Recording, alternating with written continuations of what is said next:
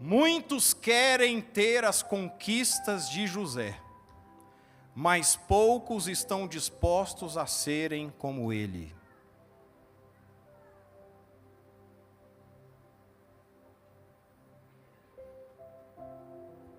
Muitos querem ser como ele. Muitos querem ter as conquistas dele. Acham bonito a história de José, o governador do Egito. Aquele que governou, aquele que se tornou o homem mais poderoso daquela época. Porque Egito, naquela época, era o reino mais poderoso. E ele se tornou o governador de tudo. Mas e aí? Existe um processo. Repita comigo, processo. Diga para você mesmo. Porque, eu vou ser sincero para vocês, eu não estou criticando, mas eu sou contra. Não é que eu sou contra. Eu não gosto da ideia. Também não sou contra porque às vezes alguém aqui fez ou faz, está tudo certo. Mas assim, eu não faço porque eu sou mais a pessoa a falar com ela do que falar com o outro. Fala para o seu irmão, fala isso, é aquilo. Não, fala para você mesmo. Porque a conversa é com você, Deus está falando é com você. Fala com você. É um processo. Para chegar lá, existe um processo. Muita gente quer chegar lá, mas não quer passar pelo processo que ele passou. Ele, para chegar lá, passou por um processo. Agora, muitas pessoas que começaram ontem, vocês acham que pastor Wesley está aqui, a pastora Nayana, que começou ontem? É um processo. E foram muitos processos. Quem conhece a gente que sabe que foram processos dolorosos. Processos dolorosos. Todos aqui passam por processos. Vivem por processos. Agora vamos começar lá pela história de José. Vamos entender em que você deve ser parecido com ele ou ter as mesmas atitudes que ele para chegar onde ele chegou. Mas talvez tenha alguém aqui que não quer chegar lá. Tudo bem. Mas eu estou falando, o Espírito Santo está falando para quem quer. Veja só. Essa é a história da família de Jacó. Quando José tinha 17 anos, quantos? 17 anos pastoreava os rebanhos com os seus irmãos, ajudava os filhos de Bila e os filhos de Zilpa, mulheres de seu pai, e contava ao pai a má fama deles. Ora, Israel gostava mais de José do que de qualquer outro filho, porque ele havia nascido em sua velhice, por isso mandou fazer para ele uma túnica longa. Agora veja bem, com 17 anos ele fazia o quê?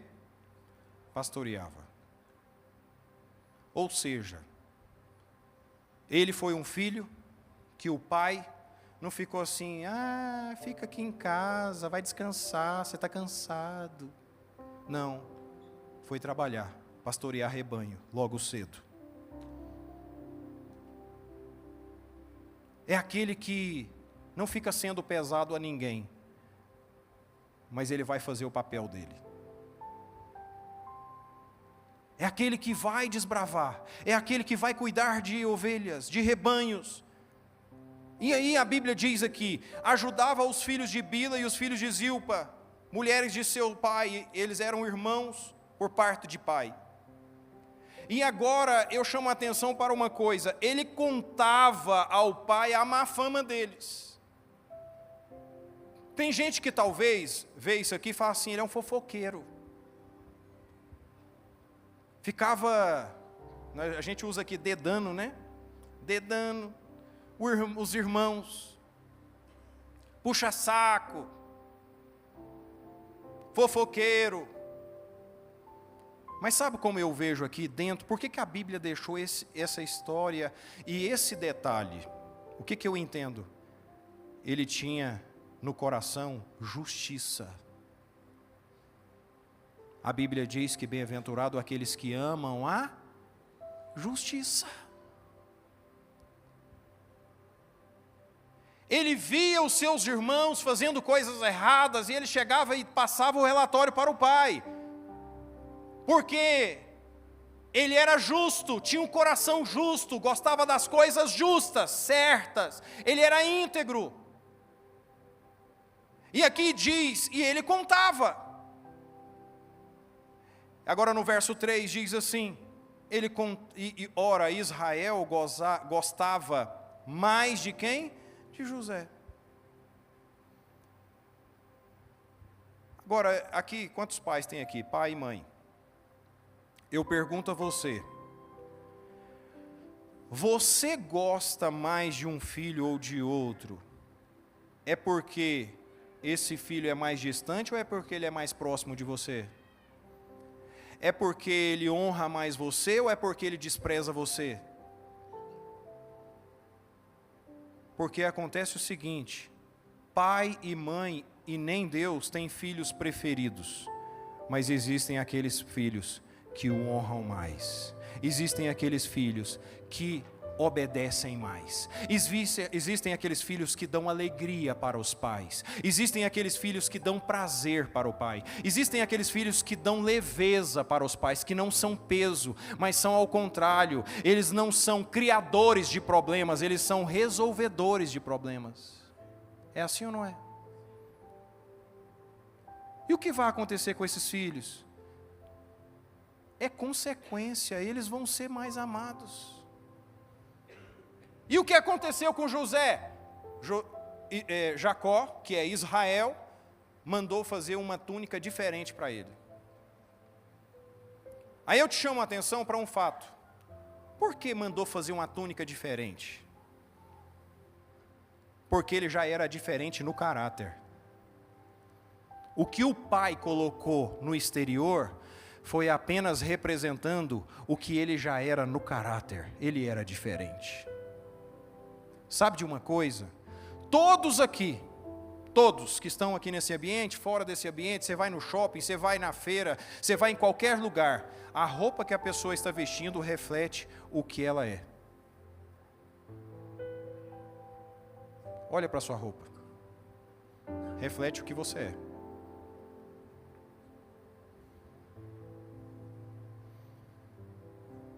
Reflete o que você é. Reflete. Ele mandou colocar uma roupa diferente porque ele era diferente. Agora eu chamo a atenção para um fato. O diferente incomoda. O diferente desperta inveja. Porque o mundo gosta dos iguais. O mundo aplaude os iguais. O mundo aplaude aqueles que ficam iguais a todo mundo. Mas o Senhor nos chamou para ser luz, e luz não tem comunhão com trevas. O Senhor nos chamou para colocar no alto e não por baixo. O Senhor te chamou para estar por cima. O Senhor te chamou para ser cabeça e não cauda. Então, no Senhor nos chamou para sermos diferentes. E pode ser que assim como ele despertou inveja, foi despertado a inveja. Veja o que diz: quando seus irmãos viram que o seu pai gostava mais dele do que qualquer outro filho, o que eles fizeram? Ei, saiba de uma coisa, quem incomoda com a sua diferença, vai te odiar. Pastor, mas como assim? É parente meu, vai te odiar.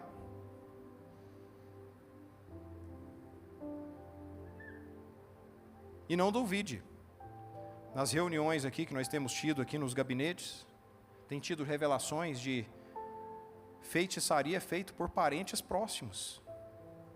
Feitiçaria feita por parentes próximos. Para fazer o mal, para matar, para destruir. Mas e aí, é aquelas pessoas? Não. O Paulo escreveu dizendo que a nossa luta não é contra carne nem sangue, não é contra pessoas, mas contra principados e potestades das regiões celestiais. Então não é essas pessoas, mas é quem está por trás das pessoas. É quem desperta esse ódio. Ódio, eles odiaram José. E aí eu pergunto a vocês, José parou de ser diferente? Ele parou de fazer a diferença porque os seus irmãos o odiaram, criticavam, os seus irmãos se incomodavam com isso, ele mudou a trajetória, sim ou não? Não. E por que você muda? Por que você procura se adequar ao meio que você está? Por que você chega numa festa e todo mundo está bebendo, você tem que beber também? Por que você chega num lugar, as pessoas estão cantando músicas profanas, você vai cantar também? Por que você chega num ambiente onde as pessoas estão com sensualidade, você vai se tornar sensual também? Ei, seja feliz em ser a diferença. Porque a beleza e a elegância está na simplicidade. E o poder de Deus atua naqueles que fazem a diferença, tendo a consciência, não importa o ambiente, não importa onde estejam, tendo a consciência, eu sou um filho de Deus, vou me portar como filho de Deus, eu sou uma filha de Deus, vou me portar como uma filha de Deus, não importa o que, nós cantamos aqui hoje, não importa o que vão pensar de mim, eu quero é Deus. Não importa o que vão falar de mim, eu quero é Deus. Ele não se importou com o que os seus irmãos falavam, com o que eles criticavam, não importa. Mas aí agora eu quero fazer um breve relato aqui, porque o tempo é curto, da história de José. Depois disso, seus irmãos invejosos o venderam.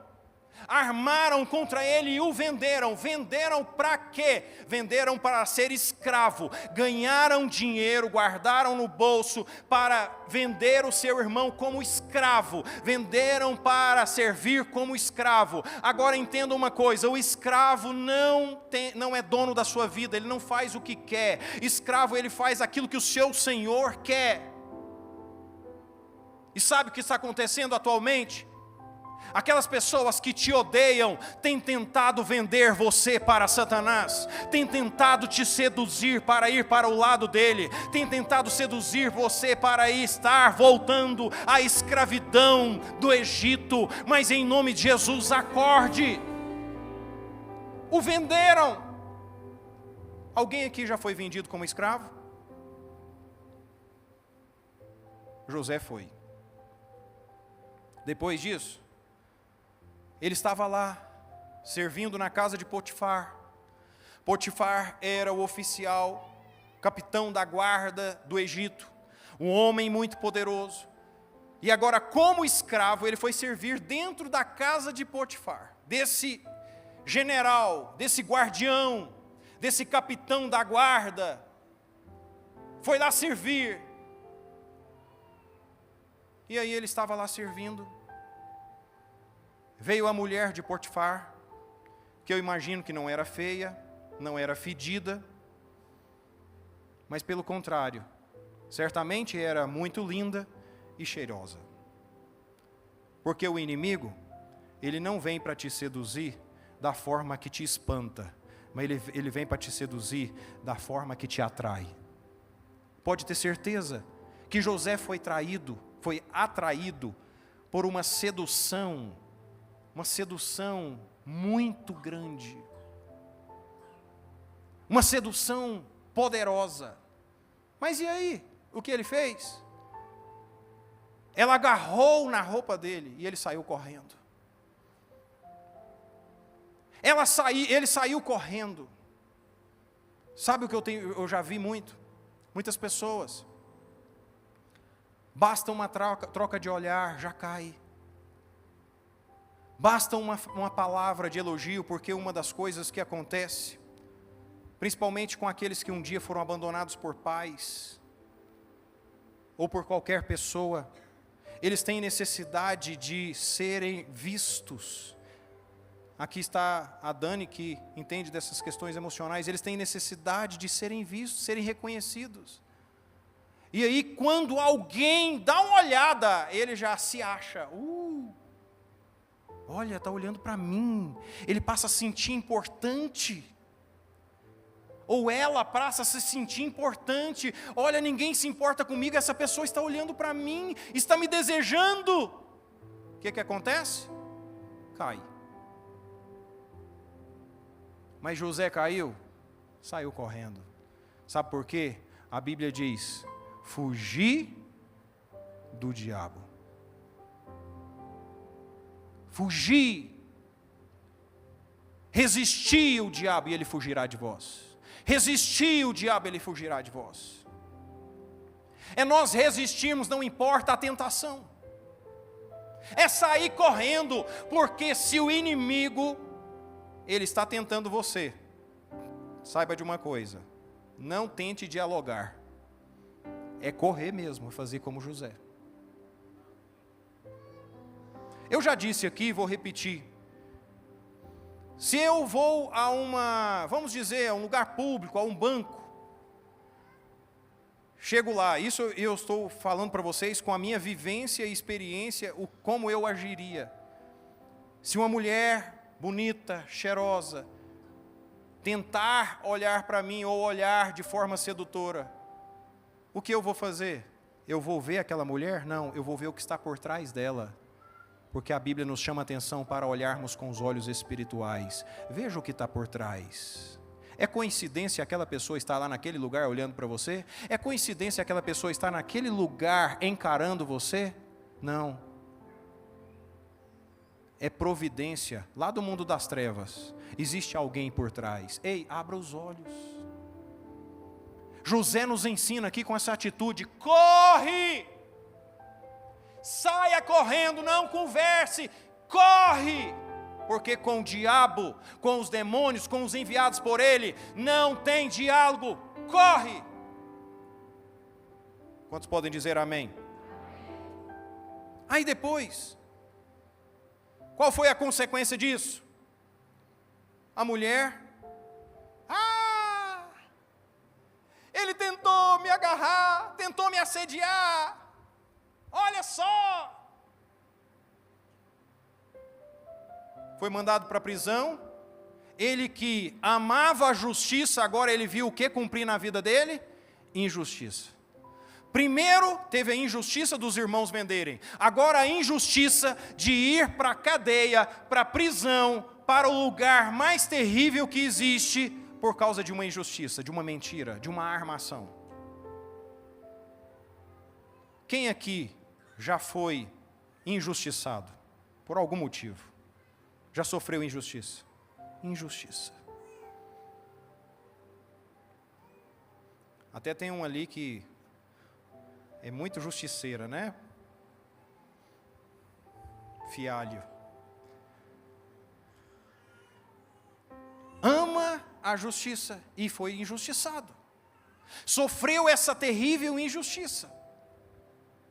Foi mandado para a prisão. E aí? Chegou lá na prisão. Vocês imaginam, talvez se fosse as pessoas de hoje, aí dessa geração, estou falando de você não, é de outras pessoas lá fora, dessa geração, ia fazer assim: Senhor, que adiantou ser fiel a Ti, Senhor? Que olha o resultado, eu fui fiel ao Senhor em todo o tempo. Eu não fiz nada de errado. Olha o que eu estou passando, Senhor. Olha que injustiça. O Senhor não vê essa injustiça que eu estou passando? E aí, a pessoa revolta contra Deus. A pessoa fica com raiva de Deus. Fica magoado com Deus. Fica chateado com Deus. É assim ou não é? Aí começa a dizer: será que o Senhor existe? Será que o Senhor não me ama? O Senhor me abandonou? Mas o que o José fez? O que ele fez? Ele se tornou luz lá dentro. Ao ponto de aquele que comandava dentro do presídio, colocou ele para chefiar todos os prisioneiros. Ele se tornou líder dos prisioneiros. Mas por quê? Porque ele fazia bagunça? Porque ele era um reclamão? Não, porque ele fazia a diferença, porque ele falava de Deus, ele era alegre, ele era feliz, mesmo dentro da prisão, ele falava do amor do Senhor, ele estava alegre, ele estava feliz, ele espalhava o amor do Senhor, em todo o tempo, ele falava e contava as maravilhas do Senhor na vida dele, ele fazia a diferença na prisão. E eu pergunto a você, você faz a diferença na hora da provação? Você reage como José? Olha os passos de José, como ele fez. Ele foi encarregado dos prisioneiros, e a Bíblia diz aqui, no verso 23, o carcereiro não se preocupava com nada, diga com nada. Não se preocupava com nada do que estava a cargo de José, porque o Senhor estava com José e lhe concedia bom êxito em tudo que realizava. Sabe o que é isso? É você estar passando por uma provação na sua vida, seja na área financeira, seja na área de saúde, seja na área familiar, seja em qual for a situação, continuar sendo fiel a Deus, continuar adorando a Deus. Então louve, simplesmente louve, porque Deus não rejeita oração, Deus não rejeita aquele que louva, aquele que adora, mesmo em meio à prisão. Eu quero profetizar sobre a sua vida, que mesmo em meio a essa provação que você está passando, Deus colocará você como líder. Deus colocará você como por cima e não por baixo. Quantos dizem amém? Aí, não ficou só nisso. Jó estava na prisão e a Bíblia aqui disse assim, ó, o Senhor estava com José. Repita comigo, o que importa é se Deus está comigo. Isso é o que importa. O que importa é se Deus está com você. Isso é o mais importante que você pode ter. O que importa é se Deus está com você. Aí Deus estava com ele. Aí o copeiro do rei estava lá preso, porque o rei ficou bravo com ele e teve raiva dele, mandou ele lá para a prisão. Aí o copeiro do rei estava lá. Aí o chefe dos padeiros do rei também estava lá. Aí o copeiro teve um sonho. E nesse sonho, ele não entendeu nada, mas ele contou para José. José deu a revelação do sonho.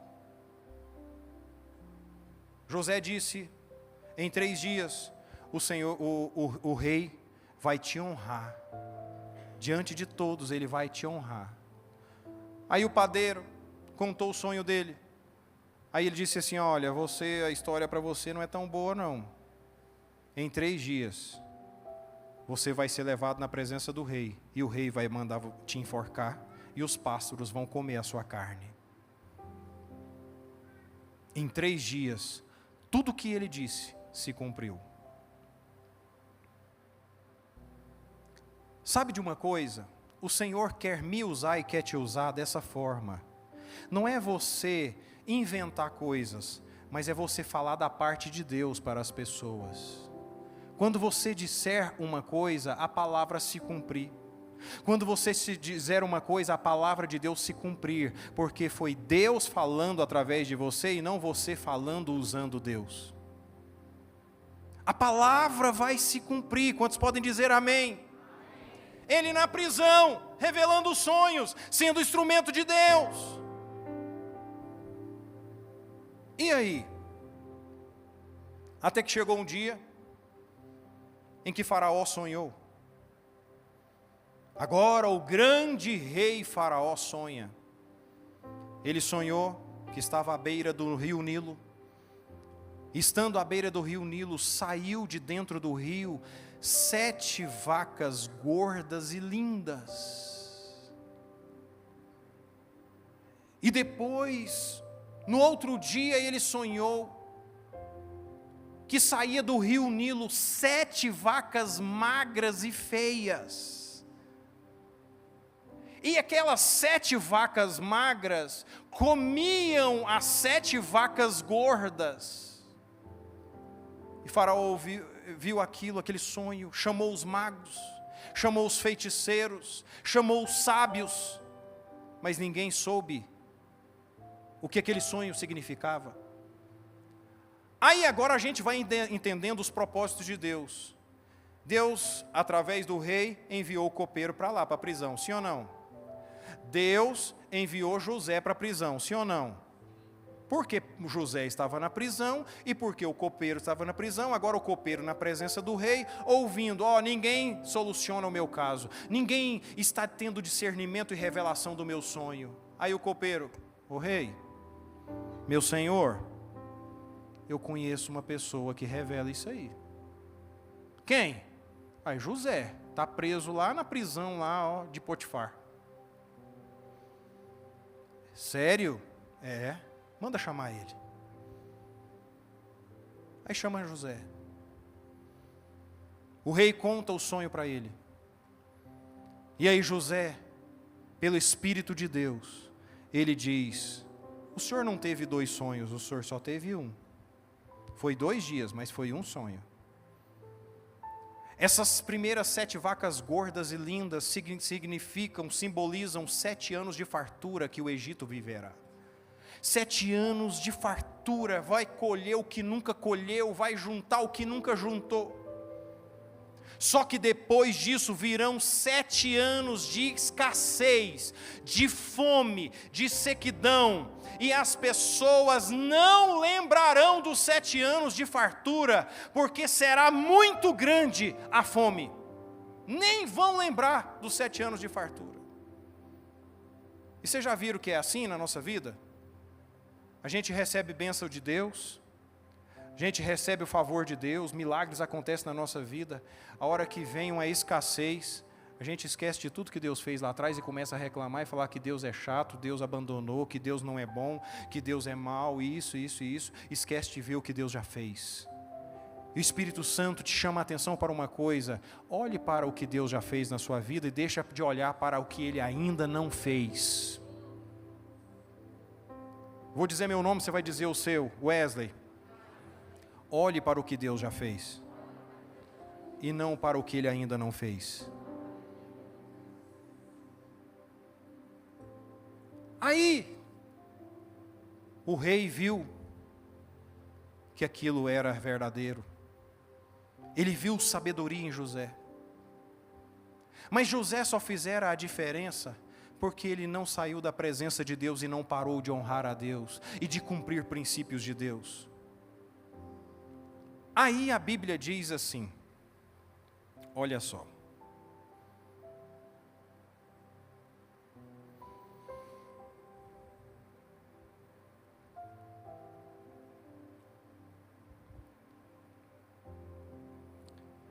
Exatamente como disse ao faraó. Deus mostrou a Faraó aquilo que ele vai fazer. 7 anos de muita fartura, então, para vir sobre toda a terra do Egito.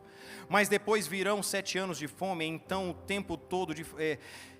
todo o tempo de fartura será esquecido, pois a fome arruinará a terra. A fome virá e depois será tão rigorosa que o tempo de fartura não será mais lembrado. Não será mais lembrado. Agora eu estou apertado com o tempo aqui, estou querendo adiantar. Agora Faraó diz assim, vamos ler todos juntos no 3? 1, 2, 3. E o Faraó prosseguiu, entrego a você agora o comando de toda a terra do Egito. Em seguida, o Faraó tirou do dedo o seu anel selo e o colocou no dedo de quem? Mandou vestir linho fino e colocou uma corrente de ouro em seu. E aí? Repita comigo, porque suportou o processo.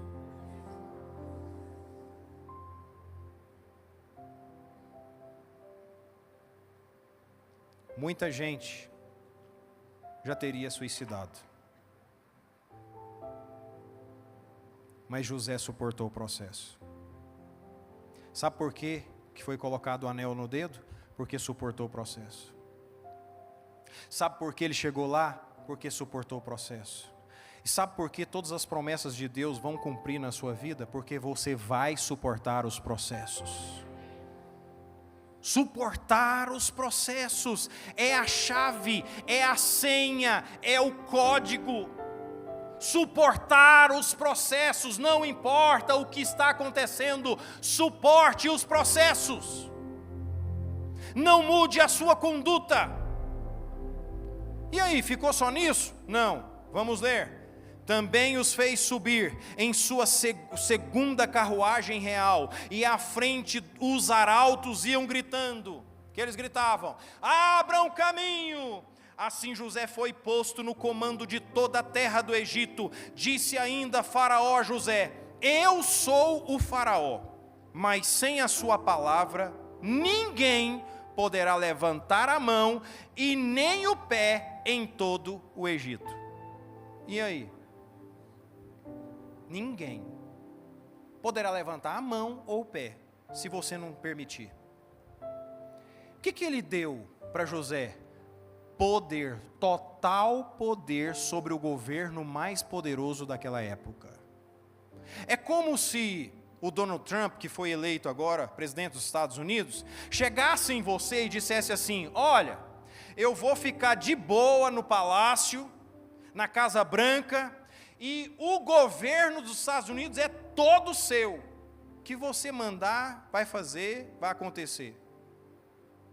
Assim foi. Repita comigo: porque suportou os processos. O Senhor deu a ele poder, fama, riqueza. Agora diz assim: mas ele continuou temendo a Deus, humilde e amoroso. Porque nós vamos chegar lá no negócio mais profundo aqui que vai doer em alguém. Porque isso dói. O que eu vou falar aqui. Em muita gente. Esse homem agora recebeu esse poder. Um dia ele foi vendido pelos seus irmãos. Um dia ele foi traído pelos seus irmãos. Passou por sofrimentos. Passou por prisão. Passou por injustiça. E aí agora? Agora vem os seus irmãos buscar comida. Onde? Onde ele era governador.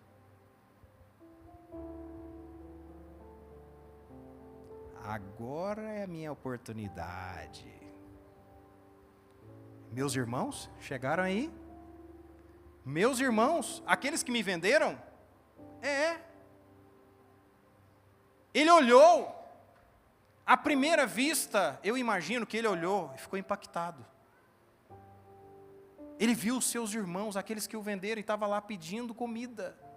Ele era o governador, ele mandava em tudo, ele poderia fazer o que quisesse. Aí ele mandou chamar: ei, chama eles lá. Chamou os irmãos.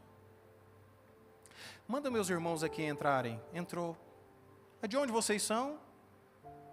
Filhos de quem vocês são? Ele fez de conta que não conhecia. Eram 10 irmãos. Benjamim ficou para trás, porque era o filho mais novo. Jacó não deixou que levassem Benjamim. Aí o que ele fez? Ele encheu os carros deles de comida, de fartura.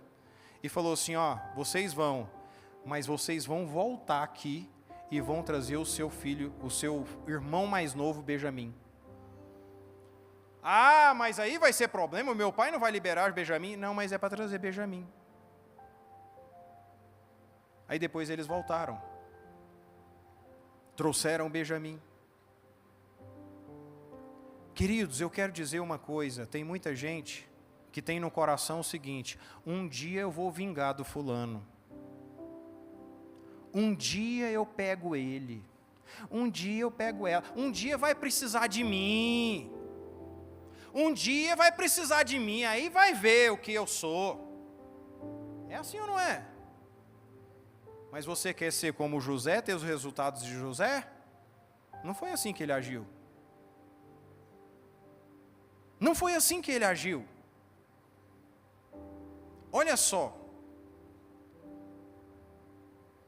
Quando José soube que no Egito havia trigo, disse aos seus filhos: por que estão aí olhando? Quando Jacó soube, ele mandou ir lá. Ele mandou buscar comida. Mas interessante é que os seus irmãos agora, tendo a oportunidade, foram colocados onde? Foram colocados onde? À mesa. Olha o que diz aqui em Gênesis 43, 33. Seus irmãos foram colocados à mesa, perante ele por ordem de idade, do mais velho ao mais moço, e olhavam perplexos uns para os outros. Então lhe serviram com comida da mesa de José, e a porção de Benjamim era 5 vezes maior que a dos outros. Eles festejaram e beberam à vontade. Quando eu falo que ia doer, é porque isso aqui doeu muito em mim quando eu tive a revelação a respeito disso. Porque eu já fui um dos que disse assim: eu já perdoei o fulano, mas eu não quero contato. Eu já disse isso. Eu já disse isso. Wesley Egídio Borges já disse isso. Eu já perdoei, mas ele para lá e eu para cá. Quero nem contato. O que José fez? Colocou na mesa. Sabe o que o Senhor quer? Por que lá na Bíblia diz assim: prepara-me uma mesa na presença dos meus inimigos?